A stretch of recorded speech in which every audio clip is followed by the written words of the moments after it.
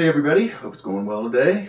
And today I just want to share a few thoughts with you in response to probably what might be perceived as the biggest problem out there when it comes to improvising a solo. And this is something that I hear all the time. I mean, I can spend like an hour in a private lesson going over some stuff, and then I'll want the person that's here, the student, to take a solo, and I'll start playing some rhythm, and invariably there's silence, and then I look at them and they say, I don't know what to play, or I don't know where to start, or something similar to that. So I get a lot of questions along those lines. Where do I start my solos? Do I have to start on the tonic of the scale? Well, the answer to that is no, you don't have to start on the tonic of the scale. You can start anywhere in the scale. Do I start low on the fretboard or high on the fretboard? Again, you can start wherever you want on the fretboard. There are a few guidelines that we're going to talk about here in the next few lessons. I'm going to spend a series, do a sequence of lessons on this. But one of the things that always kind of really gets me more than anything else, and I can kind of understand, the not knowing where to start thing, and a lot of it just gets down to just not having the confidence yet to jump in there and do it. And unfortunately, there's that catch-22. In order to get the confidence, you have to just jump in there and do it. And when you don't have the confidence to jump in there and do it, then there's the dilemma. So what I want to encourage you to do is just jump in there and play. If you got a jam track, you're in the privacy of your practice space, whatever that might be. And I mean, who's going to hear anyhow? So just do it. You got to just do it. So that's the first thing. Now, this is another one of my kind of, I get mystified when I hear this. I hear people saying things like, the pentatonic scale, I got that mastered. Well, really? Because I don't have it mastered. After 43 years of playing, I don't have it mastered. So I don't see how anybody can really master it. And I think if you talk to the top level players, all of them were going to say the same thing. There's always something new to discover. So let me try to illustrate that point mathematically. So we've got the pentatonic scale here, and I'm going to demo here in the key of G, and then you can take this into other keys if you want. Key really doesn't matter, but I'm using the old box shape here that we all learned. First, our old favorite pentatonic scale box shape. And let's say that for this lesson, I want to take the first two strings and these four notes. So in the key of G minor or B flat here, B flat major, I'm looking at second string, 3rd fret, 6th fret, and first string, 3rd fret, 6th fret. So those four notes. Now, mathematically,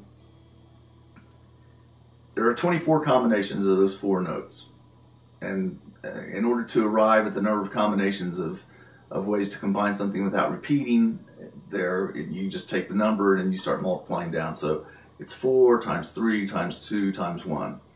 So that gives us 24. 4 times 3 is 12, times 2 is 24. Now if I just add in one more note, which would be the 5 notes of the pentatonic scale, now it becomes 5 times 4 times 3 times 2 times 1.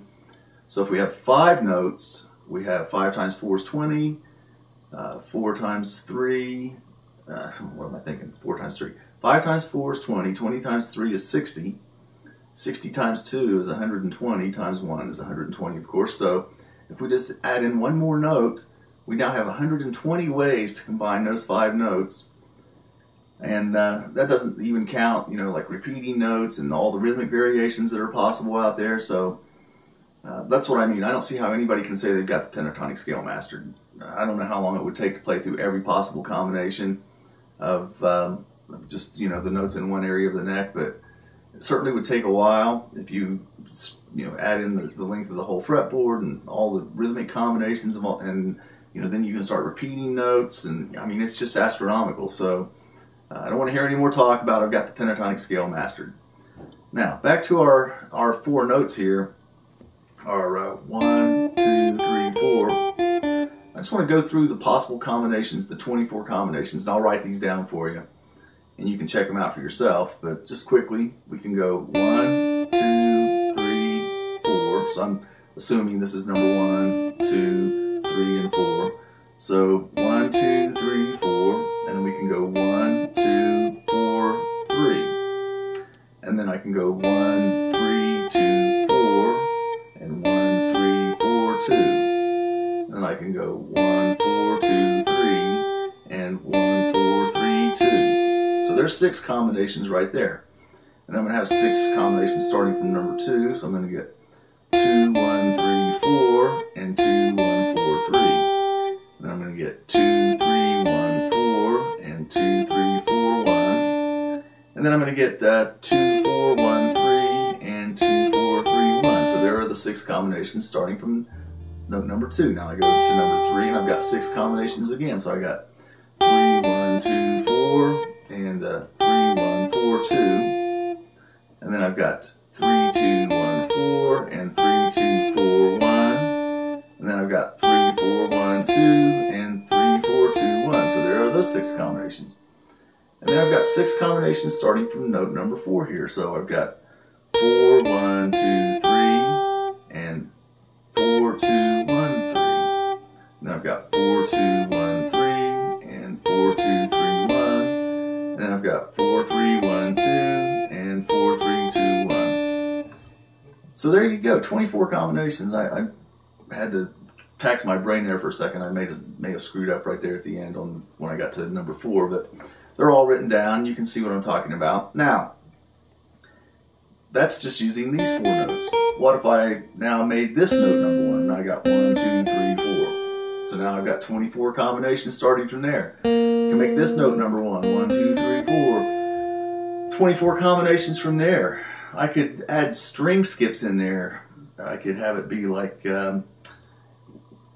maybe start on this note and I could go 1, 2, 3, 4 like that, or 1, 2, 3, 4, or 1, 2, 3, 4. I could randomly pick 4 notes out of the scale, and every time I do that I'm getting 24 new combinations. So you can see what I mean. The number of combinations there is pretty astronomical. So just play around with this idea a little bit. That's all I want you to do today and for the next few days. And you can grab a jam track from somewhere. They're all over the place. I got plenty here on the blog. You can just grab one from the blog and take 4 notes and start playing all the different combinations of those 4 notes over the jam track. And then start to get a little creative rhythmically and see what you come up with. And notice what sounds you like, what sounds you don't like. Now, there's always going to be, against every chord, there's going to be certain notes that sound better than other notes. And I've talked about this a little in the past, so pay attention to that. Some notes are tension notes. Some notes they don't create any tension at all because they're part of the chord. These are all things that kind of have to factor into what you're doing, but it's stuff that you'll get comfortable with over time. But again, one more time, the main thing is to just get in there and do it. Don't be afraid to sound bad, and don't be afraid to take make little games out of stuff like this and see what you can discover.